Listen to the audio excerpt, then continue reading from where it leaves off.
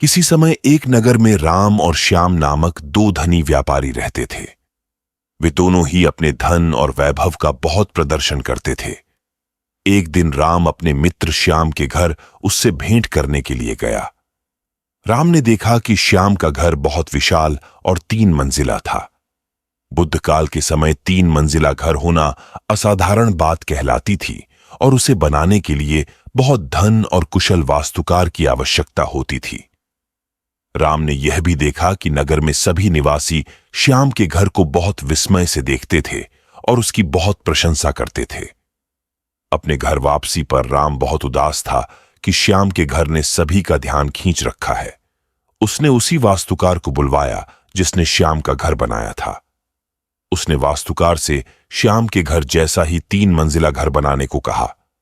वास्तुकार ने इस काम के लिए हामी भर दी और काम शुरू हो गया। कुछ दिनों बाद राम काम का मुआयना करने के लिए निर्माण स्थल पर गया।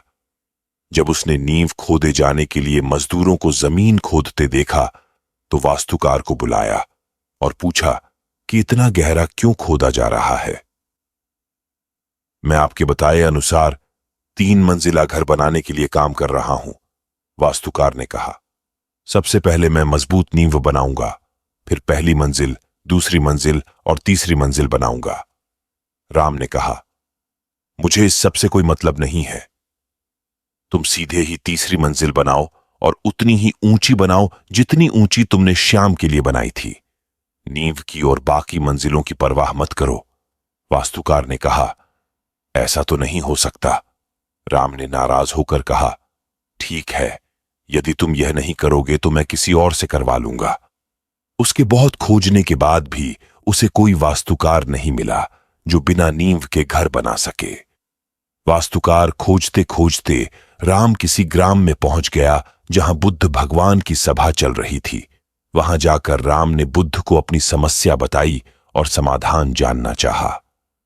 बुद्ध बोले, बिना नींव के घर कभी नहीं बन सकता, और यदि बन भी गया तो वह बारिश, आंधी और गर्मी को सह नहीं पाएगा, बल्कि समय से पहले ही गिर जाएगा।